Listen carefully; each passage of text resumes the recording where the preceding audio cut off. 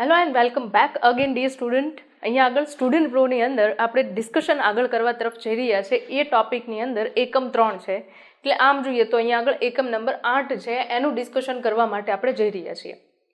ખાસ કરીને ગુજસેટની એક્ઝામ માટે જે ઇમ્પોર્ટન્ટ એમસીક્યુ છે એને સોલ્વ કરવા તરફ જઈ રહ્યા છીએ, રાઈટ. અને આ ઇમ્પોર્ટન્ટ એમસીક્યુ છે, એમાં પીવાયક્યુઝ પ્લસ એની સાથે બીજા પણ એવા ક્વેશ્ચન્સ એડ કરેલા છે કે જેના ઉપર મેક્સિમમ પોસિબિલિટી છે કે એમસીક્યુ પૂછાઈ શકે, રાઈટ. તો એ ટાઈપના એમસીક્યુ છે એ અહીંયા આગળ આપણે ઇન્ક્લુડ કરવાના છીએ. તો ટોપિકને સ્ટાર્ટ કરીએ એ પહેલાં જો તમે ચેનલ પર નવા છો, લાઈવ જોઈ રહ્યા છો, તો ચેનલને સબસ્ક્રાઈબ કરવાનું ભૂલતા નહીં, વિડીયોને લાઇક કરજો અને તમારા ફ્રેન્ડ સાથે શેર કરજો, કારણ કે આપણો આ ગુજસેટ માટેનો 3rd લેક્ચર છે અને આના પછી હજી 2 એકમના વિડીયોઝ છે એ આવવાના છે, જેમાં બાયોટેકનોલોજી અને પરિસ્થિતિ વિદ્યાના વિડીયોઝ આવવાના છે. ઓકે, તો ફટાફટ સ્ટાર્ટ કરીએ. જેમાં પહેલો એમસીક્યુ છે એ ચેપ્ટર નંબર 8 માનવ સ્વાસ્થ્ય અને રોગોનો છે, બરાબર. એકમ નંબર 3 ની અંદર તમે જુઓ તો અહીંયા આગળ 3 ચેપ્ટર છે, એક આ છે, એના પછી 9મું ચેપ્ટર અને 10મું ચેપ્ટર. મૂળભૂત રીતે માનવ કલ્યાણને લઈને આખો એકમ છે, તો એના એમસીક્યુ છે એ અહીંયા આગળ આપણે સોલ્વ કરવાના છે. ઓકે, તો સૌથી પહેલો જે એમસીક્યુ છે એની અંદર ડિસ્કશન જો સ્ટાર્ટ કરીએ તો ડિસ્કશનની અંદર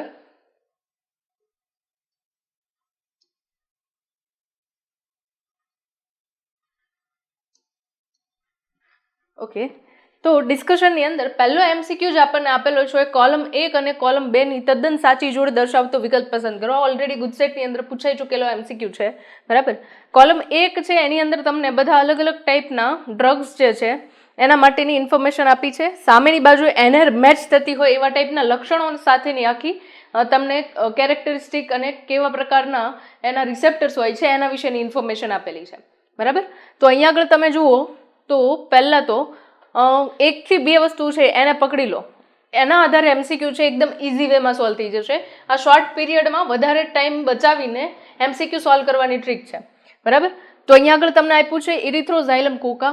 તો કોકેઇન જે છે ઇરિથ્રોઝાઇલમ કોકા માટે હોય છે, બરાબર. તો પહેલાં જોઈ લઈએ 3Q વાળું ઓપ્શન કયું છે, તો કે 3Q સાથેનું ઓપ્શન એક જ છે, બરાબર. આન્સર ઓલમોસ્ટ તમારો આવી ગયો છે, બરાબર. બટ ચેક કરી લઈએ.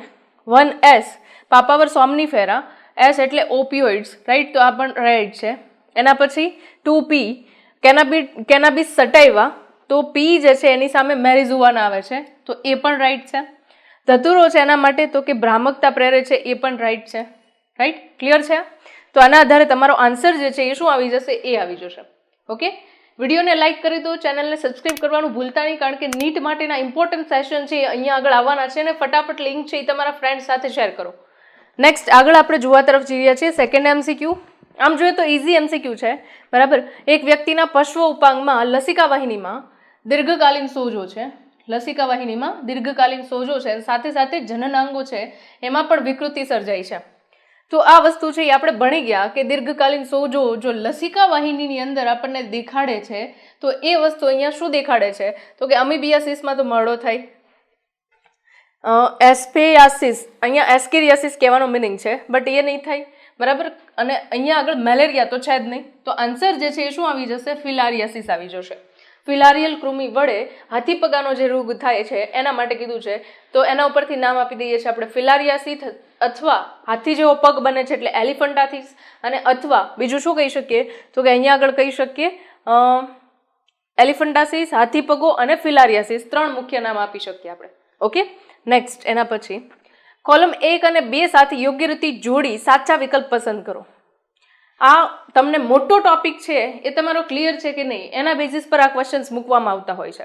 તો અહીંયા આગળ તમે જુઓ તો જે ધાર્મિક અંતરાય છે, શારીરિક અંતરાય છે, બરાબર, જન્મજાત પ્રતિકારકતા માટેના જેટલા પણ ફેક્ટર્સ હતા એ બધાને એક સાથે કમ્બાઇનલી કોલમની અંદર મૂકી દીધા છે.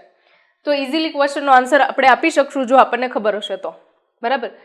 એક વસ્તુ છે એને કોઈ પણને પકડો, કોષરસીય અંતરાય છે, તો કોષરસીય અંતરાય છે એ કોણ આવે, તો કે ઇન્ટરફેરોન આવે, બરાબર.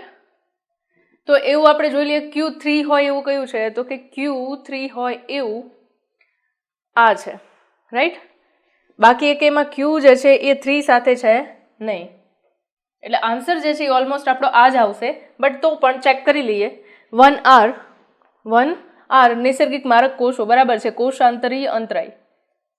ઓકે, નેક્સ્ટ એના પછી તમે જુઓ તો 2P છે, દેહધાર્મિક અંતરાય, તો મુખમાંની લાળ એ આવશે, રાઈટ. થર્ડ તો થઈ ગયું છે. ફોર્થની અંદર 4S એક જ બચ્યું છે. 4S શ્વસન માર્ગનું શ્લેષ્મ આવરણ, શારીરિક અંતરાય. ક્લિયર છે? એકદમ ઇઝી MCQ છે. બટ તમને અહીંયા આગળ તમારો ડાઉટ છે એકદમ ક્લિયર હોવો જોઈએ, ટોપિકથી એકદમ ક્લિયર હોવા જોઈએ, કન્ફ્યુઝન વગર, તો તમે આ રીતે MCQ સોલ્વ કરી શકશો. Okay, next. દુગ્ધ શ્રવણના પ્રારંભિક દિવસોમાં માતાના સ્તનમાંથી સ્તવતું પીળાશ પડતું પ્રવાહી કોલેસ્ટ્રોમ શાનું ઉદાહરણ છે? કોલેસ્ટ્રોમ જે છે એ નિષ્ક્રિય પ્રતિકારકતા, સક્રિય પ્રતિકારકતા, સ્વપ્રતિકારકતા કે કોષ મધ્યસ્થી પ્રતિકારકતા? તો કે નિષ્ક્રિય પ્રતિકારકતા, કારણ કે તમને ખબર છે કે કોલેસ્ટ્રોમ જે છે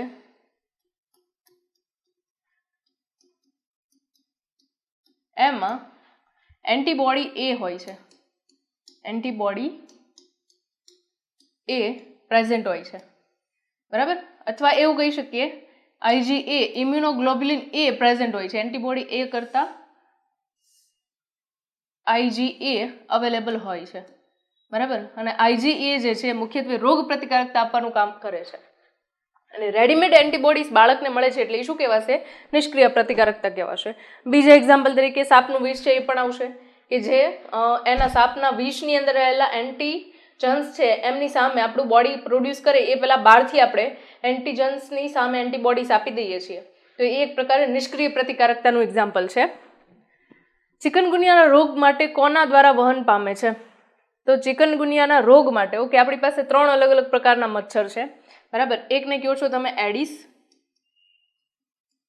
બરાબર, એડિસ, રાઈટ. બીજાને તમે કહો છો એનોફિલિસ,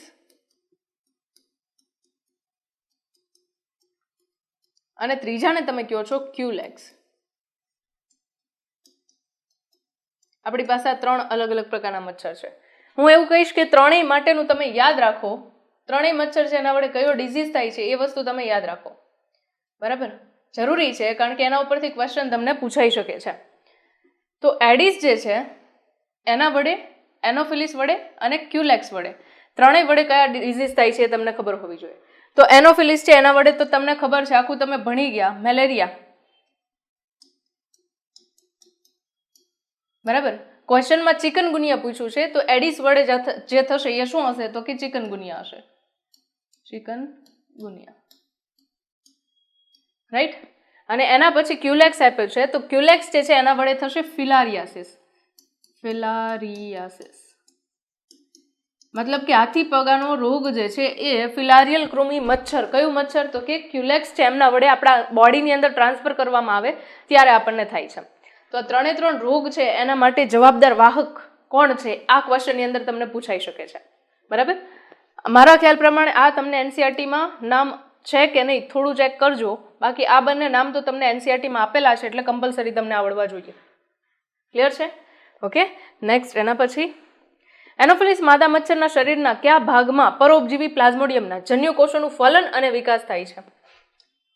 જન્યુકોષોનું ફલન અને વિકાસ થાય છે. ખાસ 2 ટોપિક છે એના ઉપર ધ્યાન આપશો તમે, ફલન અને વિકાસ, બરાબર. કન્ફ્યુઝનના ફોર્મેટમાં આપણને આવે કે લાળ ગ્રંથિ આવશે, રક્તકણની અંદર જન્યુઓ બને છે, બરાબર. યાદ રાખો, જન્યુ બને છે, જન્યુ બને છે રક્તકણની અંદર.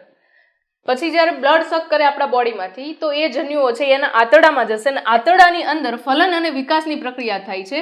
અને એ ફલન ને વિકાસને બાદ એક અવસ્થા આવશે જેને કહેશો તમે સ્ટ્રોફોઝોઇડ અવસ્થા,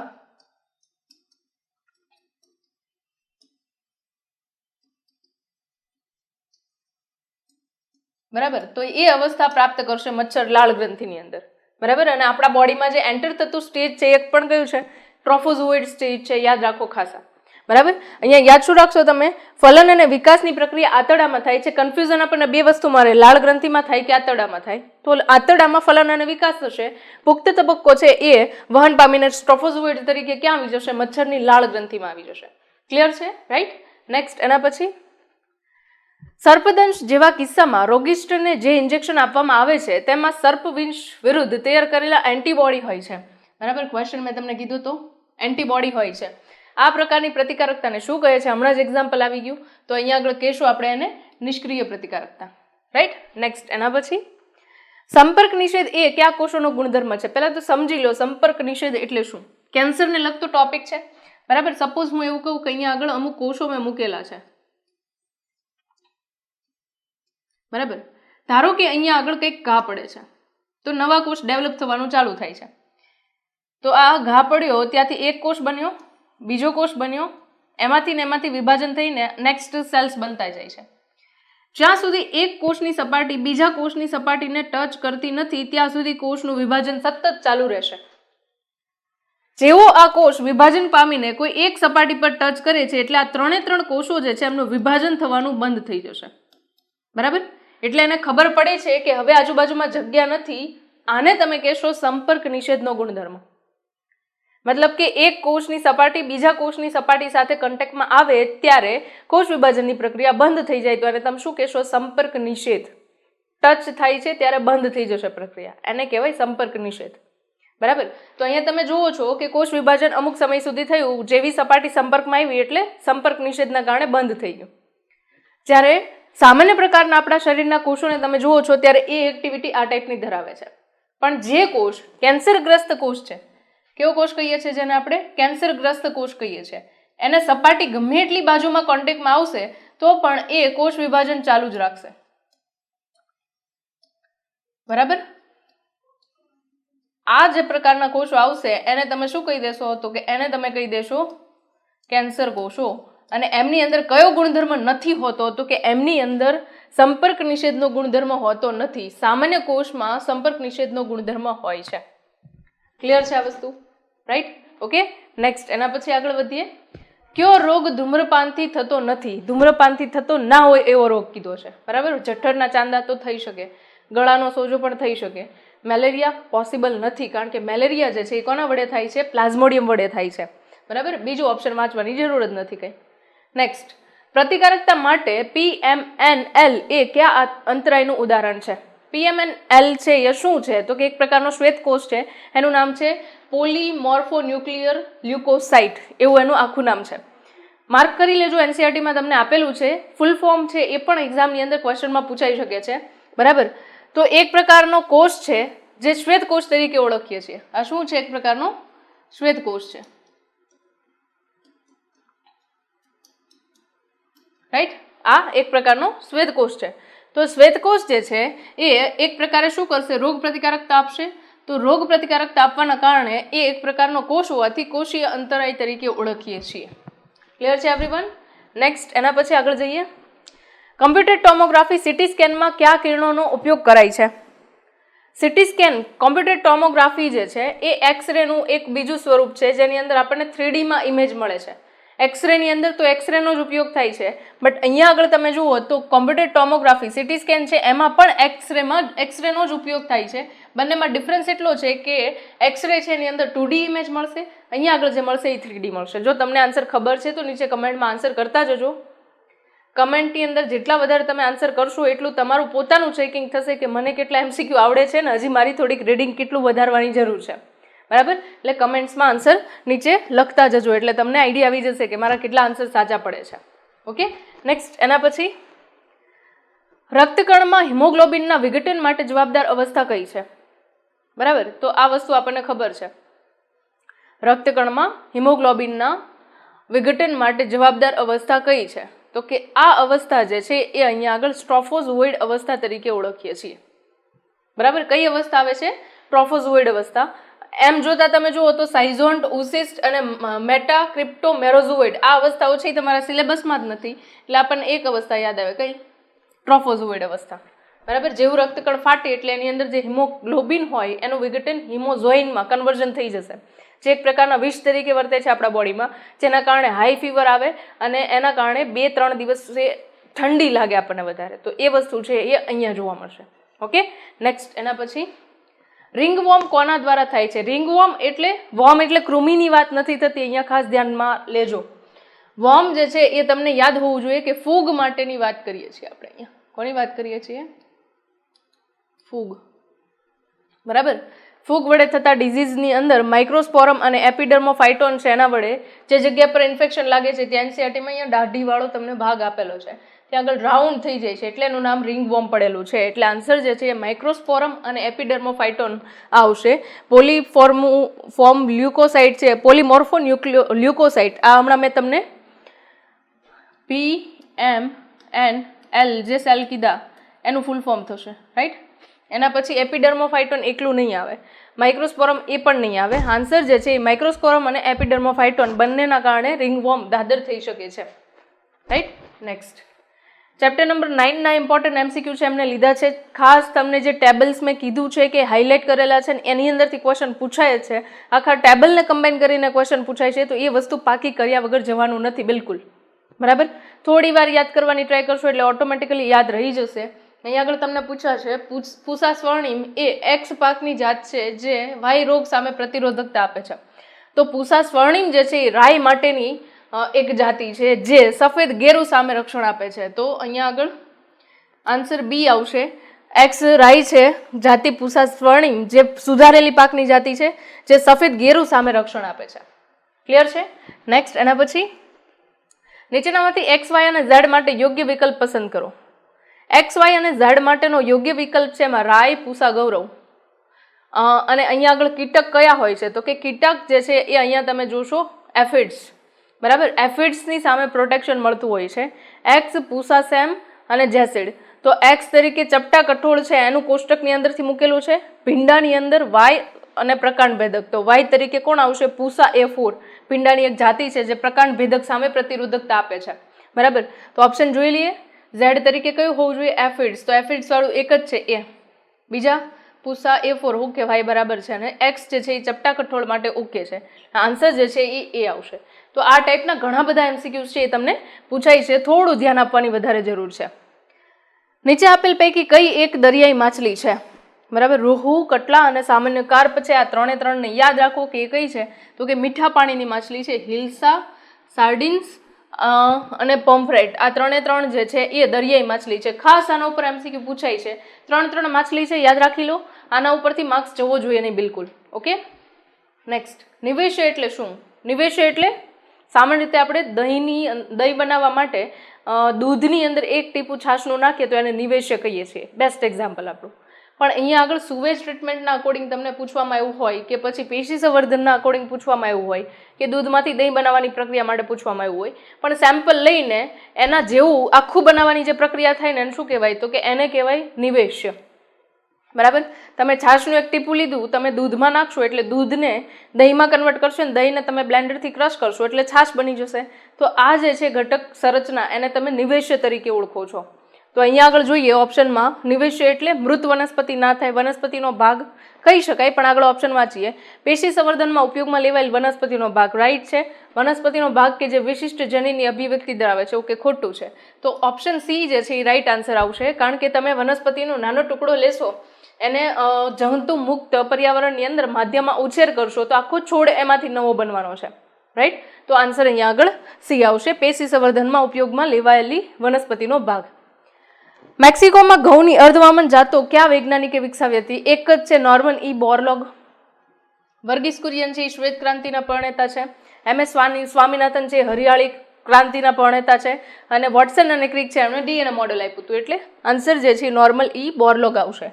તમને ના ખબર હોય તો કહી દઉં કે ક્વેશ્ચન જે છે એ તમારા દરેક એકમની આગળ સાયન્ટિસ્ટ અમને એમનું યોગદાન આપેલું છે, તો એના ઉપરથી ક્વેશ્ચન પૂછાતા હોય છે. તો એ વસ્તુ છે એને ખાસ ધ્યાનમાં લેવી.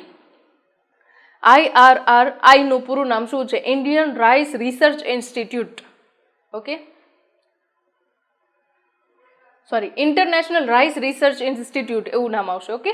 તો અહીંયા આગળ આ એ આન્સર છે એ રાઈટ થઈ જશે. બાકીના જે છે એ રિપ્રોડક્શન અને ઇન્ડિયા આપેલું છે, બરાબર. એટલે આન્સર જે છે એ આવશે. બેઠો ક્વેશ્ચન છે બટ ઇંગ્લિશમાં ફૂલ ફોર્મ છે એ પણ પૂછાય છે, એના એક્ઝામ્પલ માટે આ MCQ મૂકેલો છે.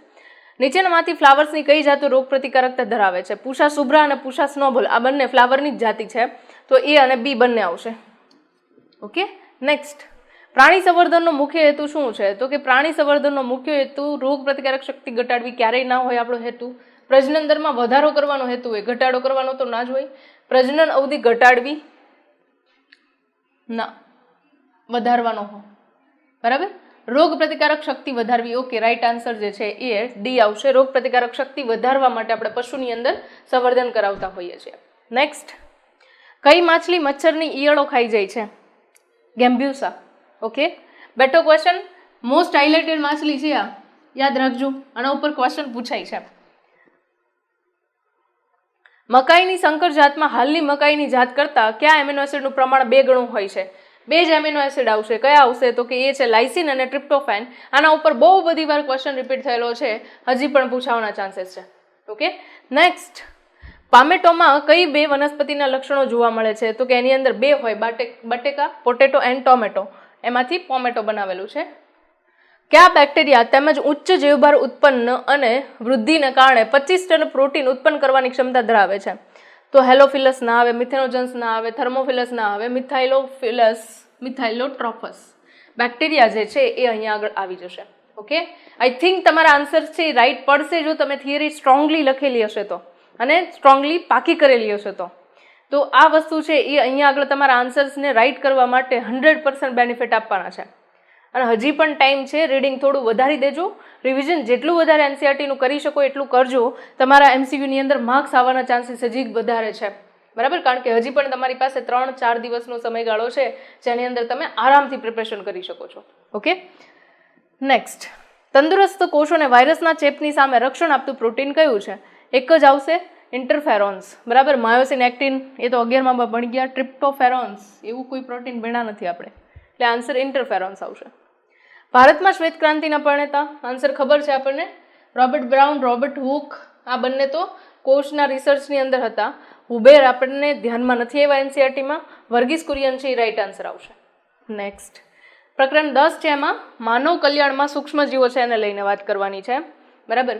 તો અહીંયા આગળ માઇકોરાઇઝાના સંદર્ભમાં કયો વિકલ્પ સાચો છે? આની અંદર પણ બહુ બધા એક્ઝામ્પલ્સ આવે છે, ખાસ કરીને ચેપ્ટર નંબર 8, 9 અને 10ની અંદર ઇન્ફોર્મેશન અને એક્ઝામ્પલ્સ વધારે યાદ રાખવાના છે. તો તમારી પાસે શોર્ટ કી હોય તો એ વધારે હેલ્પફુલ થશે. અને બાકી મેં તમને શીખવાડેલું છે કે એનસીઆરટીની બાજુમાં તમને આ રીતે લખેલું હોય છે, અહીંયા આગળ રાઇટઅપ છે, બાજુમાં જગ્યા ખાલી છે, તો આ જગ્યા પર તમારા હાઇલાઇટેડ પોઈન્ટ્સ છે એને એડ કરી દો, તમારો પ્રોબ્લેમ સોલ્વ થઈ જશે. ક્લિયર છે એવરીવન? નેક્સ્ટ, માઇકોરાઇઝાના સંદર્ભમાં કયો વિકલ્પ સાચો છે? તે ભૂમિમાંથી ફોસ્ફરસનું શોષણ કરે છે, રાઈટ છે. તે રાઇઝોબિયમ બેક્ટેરિયા સાથે મૂળગંડિકાનું નિર્માણ કરે છે, ખોટું છે, બરાબર? એ શિંબીકુળની વનસ્પતિ માટે આવશે, એટલે ધીસ ઇઝ રોંગ. તે મૂળમાં રોગ પ્રેરતા રોગકારકો સામે તથા ક્ષાર અને શુષ્કતા સામે રક્ષણ આપે છે, રાઈટ છે. તે વાતાવરણમાં નાઇટ્રોજનનું સ્થાપન કરે છે, રોંગ છે, બરાબર? તો પહેલું અને ત્રીજું હોય એ ઓપ્શન આપણો રાઈટ આન્સર આવશે.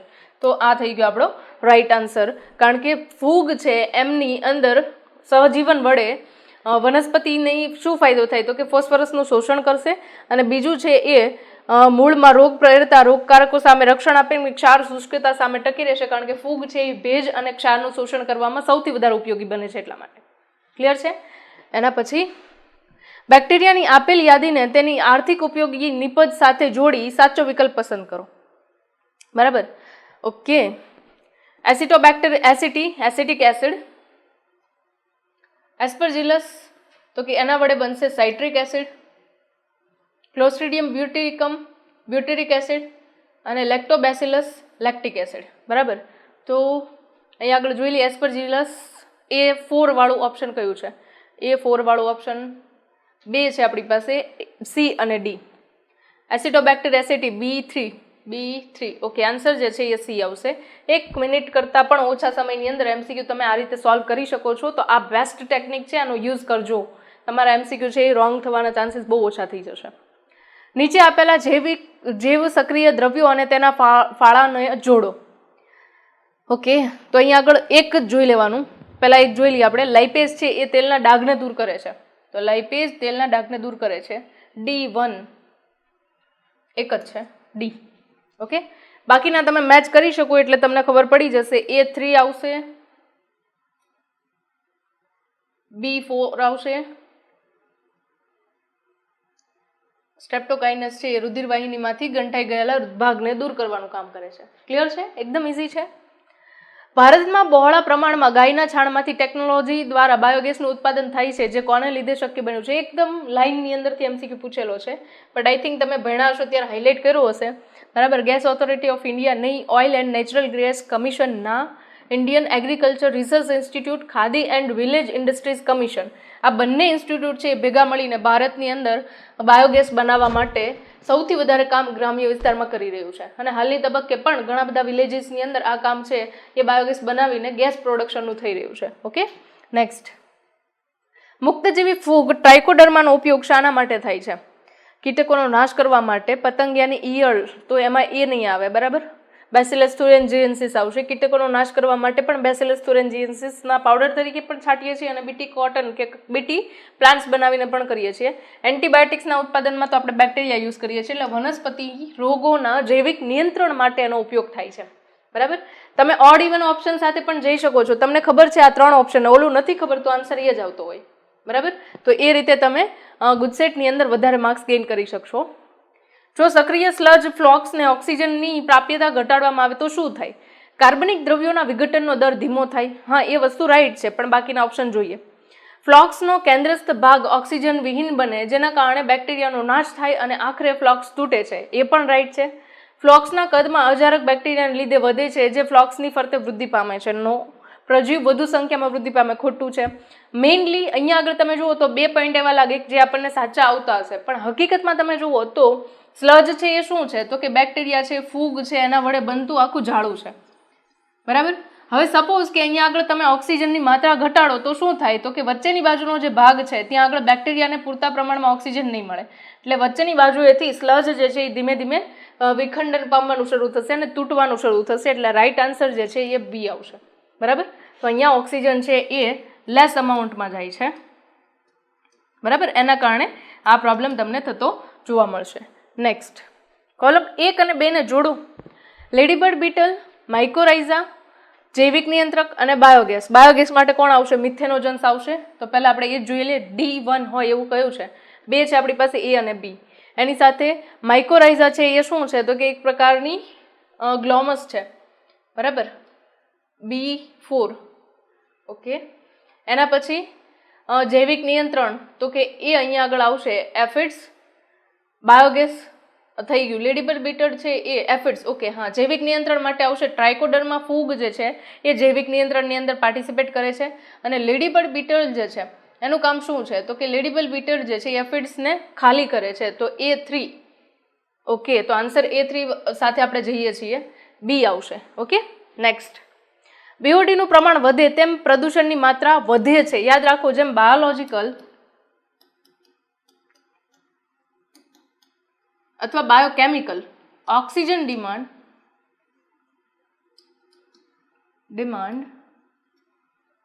વધે તેમ